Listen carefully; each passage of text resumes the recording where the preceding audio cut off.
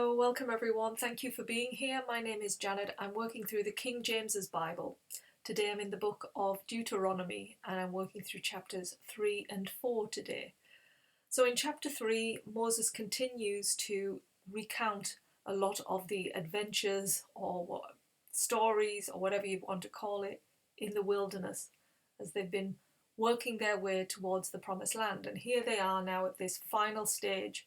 He's on the opposite side of the Jordan River, looking over at the promised land, because he himself will not be able to go. The Lord has forbid him because he did not follow one of God's commands, and because he is a leader, the rules were far stricter on him than they were for just the Israelites themselves. So unfortunately Moses won't be going, so he is using this time on this side of the island to relay all that God has given to him, so the Israelites can follow in those rules and those commandments and live a righteous life.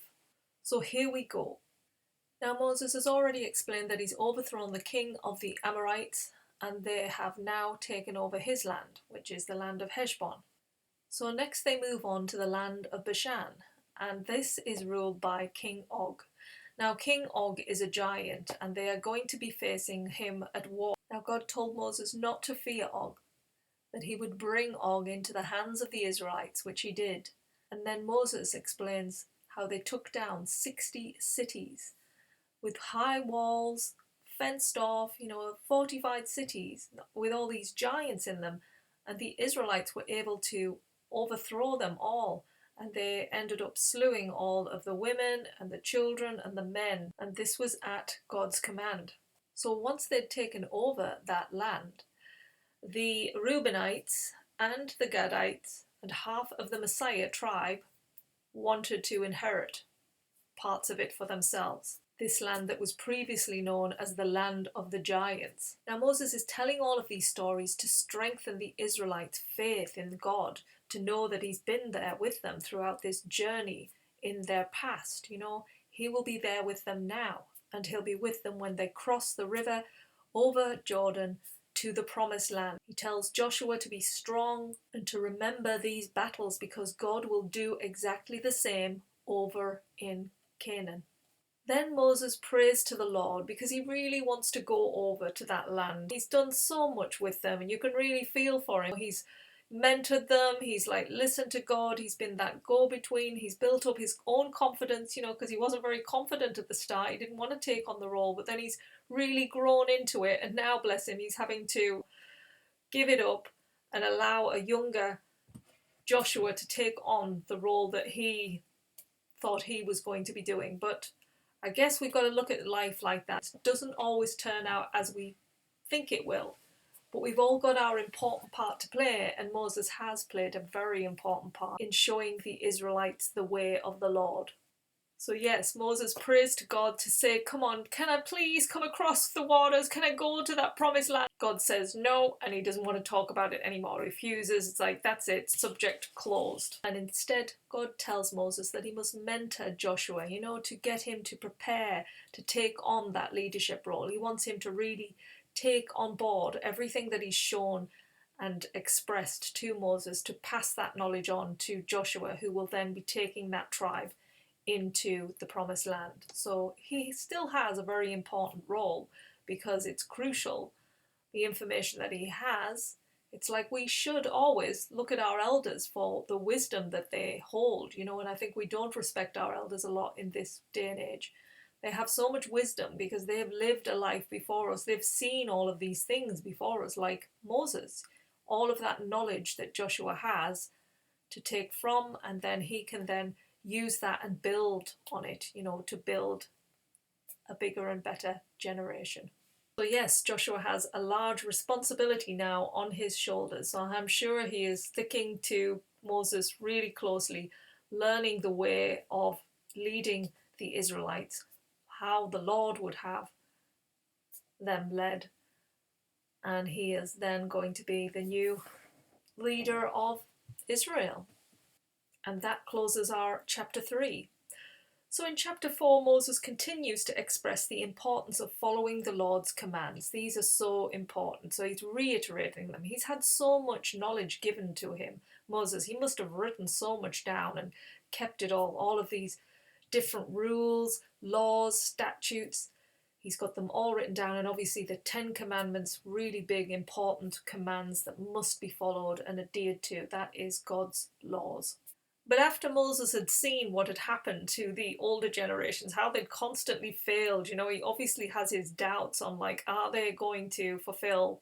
Are they going to be able to do it? Or are they just going to fall again into sinning and going down? Moses so wanted them to live a righteous life. He wanted them to be valiant in seizing the land of Canaan. He wanted them to have that success.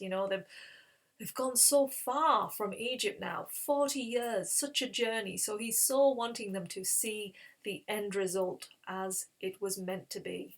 And Moses warns them not to add or subtract from any of the commands of the Lord, any acts, any statutes. They are to be followed as they are written down by the Lord, no changing them in any way. Because these teachings were to show the other nations how to live a righteous life, how to live by the Lord, and to show the other nations that they were good people, they were understanding, and they were wise. They were the type of people that people wanted to come and meet, because they were living. It was sort of like people would be drawn to them to see, oh, this is the way to live. We don't want to live that way, we want to live this way. That is what Moses is portraying here.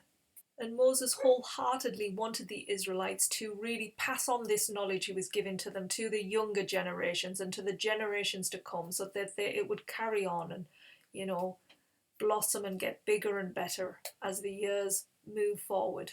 Moses then goes into expressing the power and the sheer magnificence of the Lord. He recalls back in Mount Horeb, or Sinai, you could say, because it's the same place, just there's different names. How at Mount Horeb, the fire appeared at the top of the mountain, which was God. And they didn't see a form, but they heard his voice as he spoke the 10 Commandments.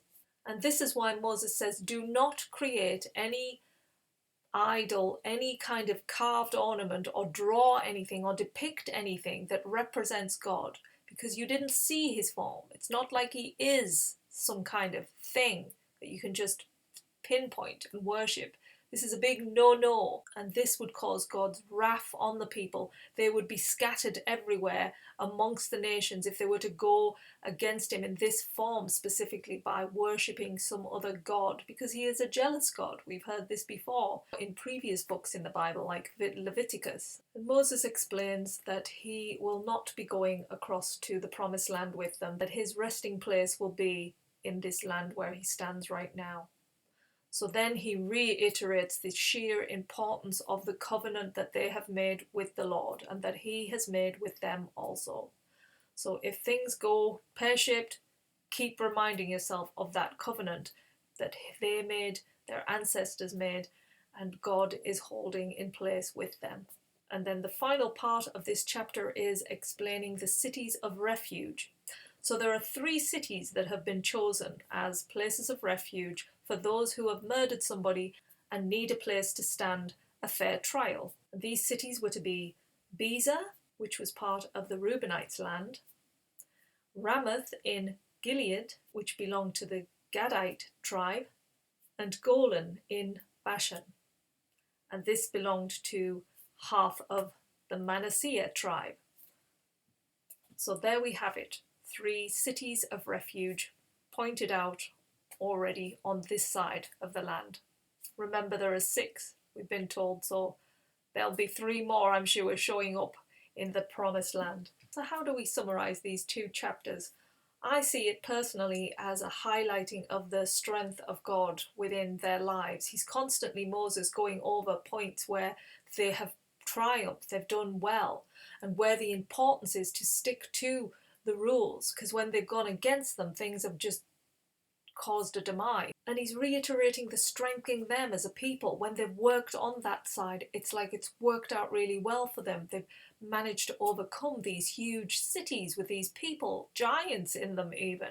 And Joshua, that he has the strength and the faith in him to keep that light burning in him as he moves across the Jordan River towards Canaan. So there's some real strong stories laid out here for the Israelites to really absorb, take in, ready as they move forward on their journey into this promised land. He's really setting the stage for them. He's going over the commands, he's going over the laws and the statutes and what's important and why they're setting all of these things up. He's really just giving a thorough going over of this information that the Lord has given to him. And Moses' hope is that this information will stick this time. You know, he's really, I think he does have those doubts that, gosh, will they fall again? There is a possibility that is going to happen. So I'm going to keep like banging on about all of what has happened to hopefully get this into their spirits, their souls, so that they will follow on and they won't repeat what has happened in the past.